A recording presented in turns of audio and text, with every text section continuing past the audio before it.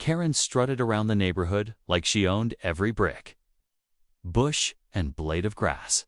And when her eyes landed on our property, I knew trouble was brewing. She had been on this power trip for months, writing people up for lawn heights, mailbox colors, and even the way folks park their cars in their own driveways. But when she slipped that $950 fine into our mailbox, it felt different. The paper was stamped with bold red letters, accusing us of violating community standards, though the so-called violation was laughable. She claimed our recycling bin was left out a few hours too long, something that half the neighborhood had done without consequence. But because it was us, she pounced. The fine wasn't just absurd, it was insulting, designed to make an example out of us. Karen loved flexing her HOA badge of authority as if she were running some sort of miniature dictatorship. It wasn't about fairness, it was about control, and this was her latest attempt to push us into submission. Holding that piece of paper in my hands, I could already hear her smug voice echoing in the back of my head. Waiting to see if we'd bow to her rules, my wife didn't even hesitate when she saw that ridiculous piece of paper. While I was still fuming and rereading the fine to make sure I wasn't missing something, she calmly walked over to the shredder, plugged it in, and fed the letter through without a single word. The sound of the blades tearing the paper apart felt more satisfying than I could have imagined. And I couldn't help but smirk, watching Karen's authority turn into confetti. My wife wasn't one to play games with bullies, and she had dealt with far worse than a neighborhood busybody with a clipboard. To her, this was just another attempt at intimidation, and the best way to deal with intimidation was to strip it of power. Each strip of paper sliding out of that shredder was like a small victory, a clear message that we weren't afraid of her scare tactics or her fake fines. I stood there thinking about how Karen would react when she realized her grand attempt to fine us nearly $1,000 ended up in the trash, shredded beyond recognition. My wife's boldness wasn't reckless, it was deliberate.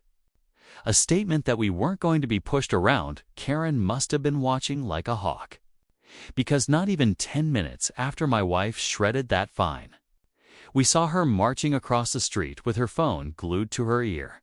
Her face was red, her voice raised, and it didn't take much guessing to know exactly who she was calling.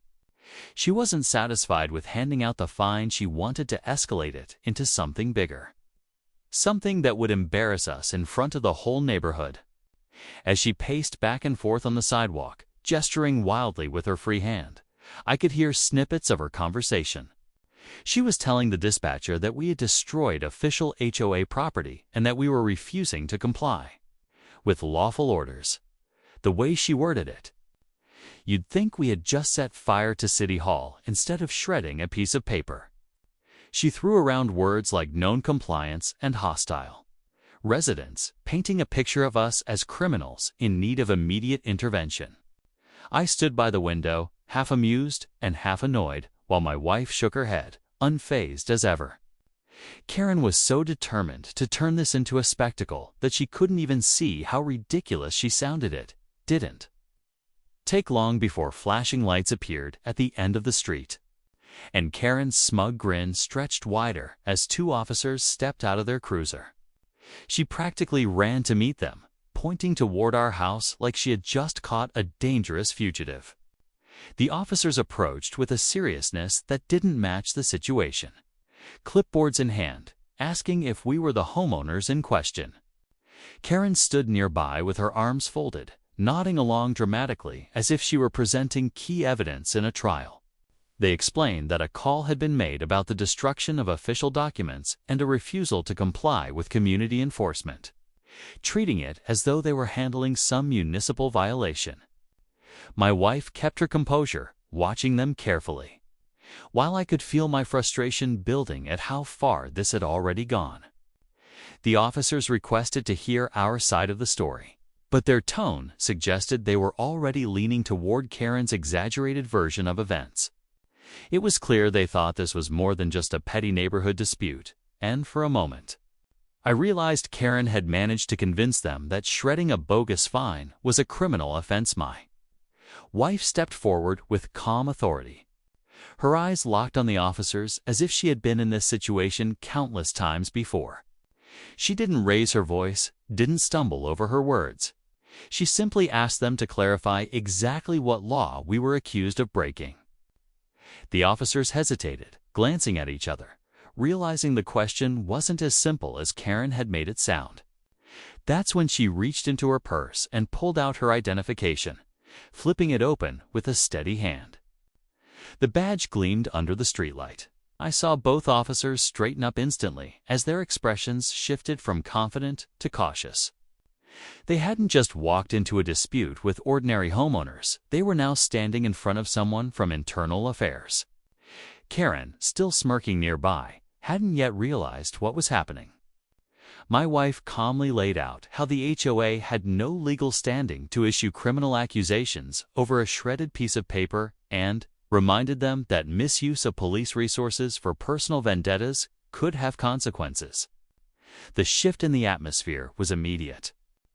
The weight of her authority settling over the scene while the officers quickly began reassessing the competence started to crack the moment she noticed the officer's demeanor change. She tried to step back into the conversation, waving her hands and insisting that she was the one in charge of enforcing the community's rules. But her voice sounded thinner now, lacking the certainty it carried just minutes before. The officers no longer nodded along to her complaints. Instead, they stood quietly, listening more intently to my wife as she explained how HOAs often overstep their authority. Karen's arms crossed tighter, her face turning a deeper shade of red as she realized the narrative was no longer hers to control. The smugness drained away, replaced by a twitch of unease every time my wife mentioned misuse of authority or false reporting. Neighbors had begun to peek through blinds and step onto porches, curious about the flashing lights and raised voices. Karen, who had clearly hoped to humiliate us publicly, now found herself shrinking under the weight of her own failed power play. The officers, once stern and ready to enforce, now treated my wife with respect, taking notes as she spoke, while Karen stood frozen on the curb, watching her attempt at control dissolve in front of everyone.